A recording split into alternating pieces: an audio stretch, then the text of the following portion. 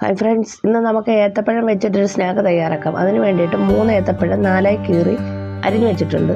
3 bread പൊടിച്ച് വെച്ചിട്ടുണ്ട്. ഒരു പാത്രത്തിലേക്ക് 2 സ്പൂൺ കോൺഫ്ലവർ ചേർത്ത് കൊടുക്കാം. അതിൻ്റെ കൂടെ 2 സ്പൂൺ അരിപ്പൊടിയും ചേർത്ത് കൊടുക്കാം.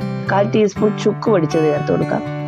ഒരു പിഞ്ച് ഉപ്പിട്ട ശേഷം മധുരത്തിന് ആവശ്യമായ പഞ്ചസാര ചേർത്ത് കൊടുക്കാം. കുറേശ്ശെ വെള്ളം ഒഴിച്ച് കലക്കിയെടുക്കാം. ഇതിലേക്ക് 1 സ്പൂൺ എള്ള് ചേർത്ത ശേഷം 1 നുള്ള് മഞ്ഞൾപ്പൊടി കൂടി ഇട്ട് നന്നായിട്ട് മിക്സ് ചെയ്യാം.